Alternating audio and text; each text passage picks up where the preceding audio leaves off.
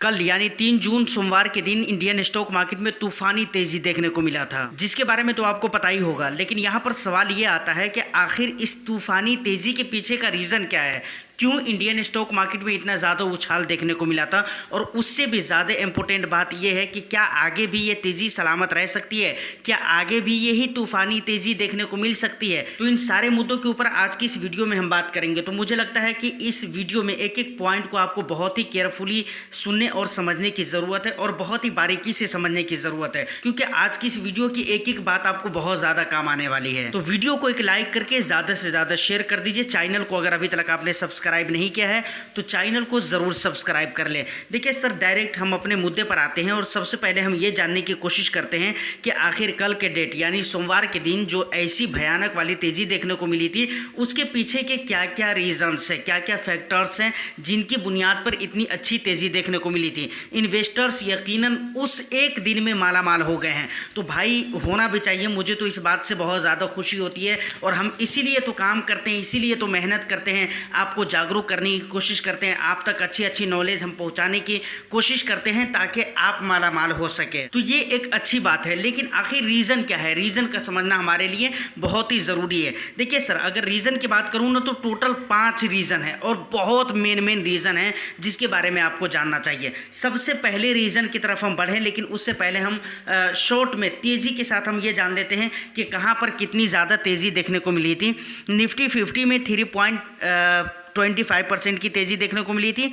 Nifty bank में 4.07% की तेज़ी थी। उसके बाद निफ्टी 500 में 3.29% का उछाल देखने को मिला था। निफ्टी मिड कैप 150 में 3.01% की तेज़ी देखने को मिली थी और निफ्टी स्मॉल कैप 250 में 2.06% की तेज़ी देखने को मिली थी। तो सबसे पहले रीज़न की बात की जाए जो कि बहुत ही मजबूत रीज़न है कल के स्टॉक मार्केट की कामयाबी के लिए, वो है एग्जिट पोल का आना। देखिए हम सब जानते हैं, आपको अच्छी तरह से मालूम होगा, बहुत सारे चैनल्स पे आपने इस चीज़ को देखा होगा कि भाई कल के डेट में जितने भी न्यूज़ चैनल्स हैं, जितने भी मीडिया रिपोर्ट्स हैं, उन्होंने अपने अपने एग्जिट पोल लोगों के सामने पब्लिक करे, लोगों के सामने पूरा उन्होंने एक्सप्लेन किया कि भाई हाँ मेरे ये एग्जिट पोल है, बीजेपी को लेकर ये रिकॉर्ड है और कांग्रेस को लेकर, अदर पार्टीज को लेकर ये सारे रिपोर्ट्स हैं। ये सारे रिपोर्ट देखने के बाद और ये सारे एग्जिट पोल देखने के बाद ऐसा लगता है कि ये सारे एग्जिट पोल उन्हीं बातों की तरफ इशारा कर रहे हैं जिसके दावे आज से कई महीने पहले से पीएम नरेंद्र मोदी की तरफ से किया जा रहा है। यानी वो कह रहे हैं ना कि भाई हम 400 या 400 पार तक पहुंचेंगे। तो सेम इसी तरीके के आंकड़े भी दिखलाए जा रहे हैं, जबकि इसके ऊपर बहुत सारे सवाल भी उठ रहे हैं। अदर पार्टी भी सवाल उठा रही है और पब्लिक की तरफ से इस पर ऑब्जेक्शन देखा गया है कि भाई ये एग्जिट पोल गलत है। अब गलत है या सही है, इसके ऊपर हम कोई बात नहीं करते हैं, क्योंकि ये डिटेल्स और पूरी तरह से मतलब क्लियर हो जाएगा आज शाम तक। 4 जून 2024 की शाम तक ये बातें क्लियर हो जाएगी। लेकिन ये गलत है या सही है इस पे तो हम बात नहीं करेंगे। लेकिन इन एग्जिट पोल्स की वजह से एक माहौल क्रिएट हो गया है स्टॉक मार्केट में, पॉजिटिव सेंटीमेंट बन गया है स्टॉक मार्केट में, जिसकी वजह से यहाँ पर एक बहुत बड़ी रैली देखने को मिली थी। दूसरे रीजन की अगर बात की जाए तो वो है जीडीपी की दमदार ग्रोथ। शुक्रवार 31 मई को स्टॉक मार्केट बंद होने के बाद जीडीपी के आंकड़े सामने आए हैं, जीडीपी के डेटा सामने आए हैं। जनवरी मार्च तिमाही के बीच में देश की जीडीपी 7.8 रही है। वहीं पूरे फाइनेंशियल ईयर में 2024 में इंडियन इकोनॉमी 8.2% के दर से बढ़ी है और ये आंकड़े तमाम तर रेटिंग एजेंसियों और अर्थशास्त्रियों के अनुसार बहुत ही अच्छा माना जाता है। तो ये भी एक पॉजिटिव सिग्नल हो जाता है मार्केट के लिए, मतलब मार्केट में एक पॉजिटिव सिग्नल मिला, जिसकी वजह से एक ये बहुत बड़ा रीजन हो जाता है इंडियन स्टॉक मार्केट में रैली आने की। तो ये दूसरा मेन रीजन था जिसकी वजह से इंडियन स्टॉक मार्केट में तेजी देखने को मिली थी। अब अगर तीसरे रीजन की बात की जाए तो तीसरा रीजन है इंडिया विक्स इंडेक्स। अब इंडिया विक्स इंडेक्स क्या है? देखिए ये मार्केट के वोलेटिलिटी को दिखलाता है, अस्थिरता को दिखलाता है। जब लोकसभा इलेक्शन के पहले चरण की वोटिंग हुई थी उस टाइम से ही इंडिया विक्स ऊपर की तरफ बढ़ रहा था, ये लगातार बढ़ ही रहा था, जिसकी वजह से मार्केट में आपको करेक्शन देखने को मिल रहे थे, गिरावट वगैरह, वोलेटिलिटी वगैरह देखने को मिल रही थी।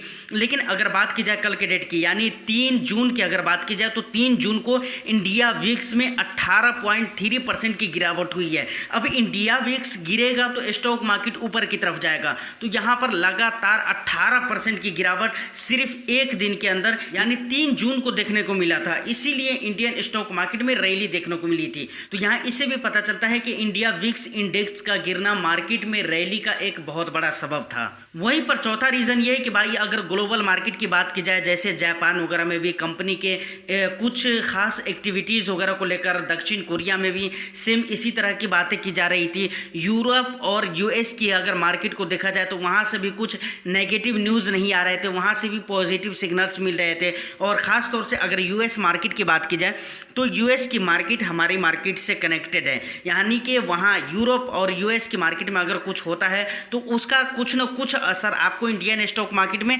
ज़रूर ही देखने को मिलता है। तो कुछ ऐसा गलत न्यूज़ या कुछ बैड मतलब न्यूज़ नहीं आया था जिसकी वजह से इंडियन स्टॉक मार्केट पे कुछ बुरा असर पड़ सके। यहाँ पर ये भी एक मार्केट के लिए पॉजिटिव सेंटीमेंट था जिसकी वजह से इंडियन स्टॉक मार्केट में इतना अच्छा रिजल्ट आपको देखने को मिला था। उसके बाद 5वें नंबर की अगर बात की जाए तो देखिए लगातार FII जो थे, फॉरेन इंस्टीट्यूशनल इन्वेस्टर्स की अगर बात की जाए तो लगातार कई हफ्तों से इंडियन स्टॉक मार्केट से वो दूर जा रहे थे, इंडियन स्टॉक मार्केट में वो बिकवाली कर रहे थे। लेकिन जब ये एग्जिट पोल्स वगैरह जो सामने आए हैं तो उसके बाद उसकी मतलब वापसी की एक उम्मीद बन गई है स्टॉक मार्केट को, इंडियन स्टॉक मार्केट को। और ऐसा लगने लगा है, उन लोगों को भी एहसास होने लगा है कि भाई अब जो गवर्नमेंट है वो सेम गवर्नमेंट आने वाली है, स्टेबल गवर्नमेंट आने वाली है। और हम सब जानते हैं कि स्टेबल गवर्नमेंट चाहती ही है मार्केट।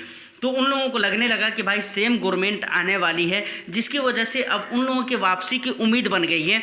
और इस उम्मीद की वजह से ये भी एक मतलब ये एक रीज़न बन गया है, समझ रहे कि नहीं, स्टॉक मार्केट के लिए, जिसकी वजह से यहाँ पर इतनी अच्छी खासी रैली देखने को मिली थी। तो यहाँ तक हमने टोटल 5 रीज़न के ऊपर फुली बात कर लिया है। लेकिन अब यहाँ से जो मेन सवाल आता है, अब बात आती है कि भाई आगे का क्या मामला होने वाला है, आगे मार्केट कैसी रहने वाली है, क्या इस तरह की तेज़ी देखने को मिलेगी। तो देखिए इसके बारे में लोग कई सारे तरीके से बात कर रहे हैं, लोगों के अलग अलग ओपिनियन हैं। लेकिन अगर मैं आपको शॉर्टकट में बताऊं तो आप इतना समझ लीजिए कि बीजेपी जितने अच्छे वोट से जीतेगी मार्केट का कंडीशन उतना अच्छा रहेगा, शॉर्ट में मैं आपको बता रहा हूँ।